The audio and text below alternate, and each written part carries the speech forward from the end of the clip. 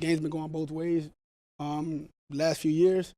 But guys just a lot hungrier. On both teams. Guys want to win, but I don't believe nobody want to win more than we do. Jeff, every game for us it's a must win for us. Not just because it's in a division game, but we definitely I believe our team is definitely a lot hungrier just from what happened Sunday in a division loss in a close game. We definitely hungry as well. Whenever we play these guys, it's always battle. Whatever the records are. Every time we play these guys, it's getting tough. It's always going to be a lot at stake. It's a big part of the year for both of us. They're coming off a loss. We're coming off a loss. We're both trying to, win the division. So it's a big game. We got it. Thursday Night Football. We got the Ravens and Bengals. I love this. Connor Rogers is here. And Connor, I don't know if you agree with this. I'm just going to throw it out there. Whenever the Cincinnati Bengals are in trouble, in crisis, under duress, any way you want to put it, I'm going with the Cincinnati Bengals. I'm going with Joe Burrow. He's a guy who has won playoff games on the road. He is a guy who has been to a Super Bowl already, has played well, has bounced back from a rough start to this season.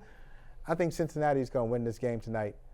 Tough game against Baltimore. What do you think? It is a tough one. I think, number one, you're absolutely right. Whenever their backs are against the wall, they just seem to find a way. But it feels like there's just a steep mountain to climb in this one. No T. Higgins. They're banged up. Trey Hendrickson somehow is going to play. I don't know how. It felt like he was going to be out for weeks. And that's big, too. That's huge. It's a big difference maker. We'll see how effective he is suiting up for this one. But the Ravens have so much speed on defense. I just wonder in this one, is that pass rush going to be able to get home? Are they going to be able to dedicate so much help to Jamar Chase?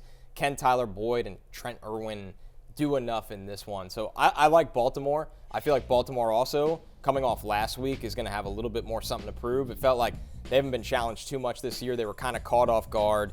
Lamar throws the pick that's tipped, and the game kind of falls apart on them. So I like Baltimore at home in this one, but you're right, Holly. I mean, with these two teams, I'm a little surprised it's 3.5. I'll tell you that. Yeah. That feels a little big for these two teams, the point spread. And that's what's making me not just that, but that aids in me, leaning towards Baltimore in this one.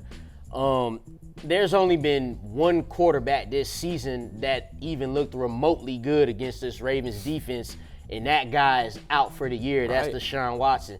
That's including Joe Burrow, Jared Goff, and Geno Smith here. But if there is one guy that can rise to the occasion, it is Joe Burrow. What worries me about this matchup on the Bengals side is not Joe Burrow. And even, not having T. Higgins, Joe Burrow, he's good enough definitely to rise above that. It's the Bengals' defense. You don't like it? Right. And you mentioned Trey Hendrickson, how effective he'll be. They're going to need a pass rush because they've been getting lit up on the back end. And so you saw what the Texans did against them with Noah Brown, who's now all of a sudden like our favorite guy in fantasy football.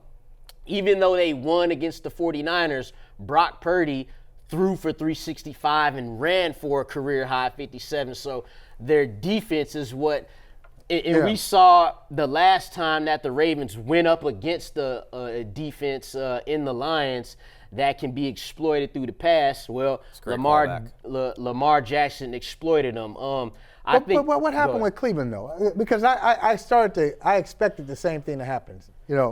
Sunday at 1 in Baltimore it was almost like a trap for teams. Hey, you want to meet at Baltimore Sunday at 1? Okay. Yeah. And then you come out with like bruises all over because look what they did to Seattle.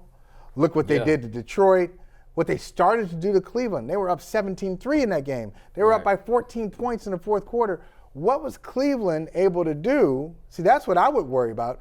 What was Cleveland able to do against Baltimore that other teams haven't been able to figure out? Well, they don't have a guy named Myles Garrett who had 2 sacks in the fourth quarter. That was huge for them, making those stops down the stretch when the Ravens was up 31-17, and it looked like it was over for the Browns. Yeah. So you get the stops on defense because they just got to Lamar. The pass rush got home to Lamar in the fourth quarter, and any quarterback is going to, be under duress in that situation. On the flip side, the Browns offense, they took advantage. Deshaun Watson made plays down the stretch. So, again, Joe Burrow can make those same plays.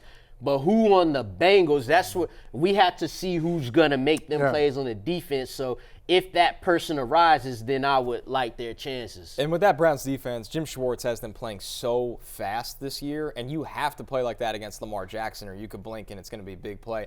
I don't see that with the Bengals defense this year. They're usually one of the more organized units in the entire league. It hasn't been that way. It's been some injury. It's been some question on the back end, like Lawrence said, with the secondary. And also, I'm looking at this Ravens team. If they start unlocking Keaton Mitchell a little bit more in their offense, I become really, really afraid. You have the speed of Lamar Jackson. You have the threat of Mark Andrews. And now you have the speed of Keaton Mitchell balanced out with the thunder of Gus Edwards, with Todd Monken calling the plays. The Ravens offense, if they can unlock that element, I'm a little scared of them going forward. Well, it's going to be interesting because now you've got this week, you've got Cleveland taking on Pittsburgh. So both of those teams 6-3. Obviously, Deshaun Watson out for the season. So 6-3, 6-3. Cleveland already has a loss at Pittsburgh. You got Baltimore taking on Cincinnati. Cincinnati has already lost to Baltimore. And then we keep talking about the AFC North and how interesting the division is.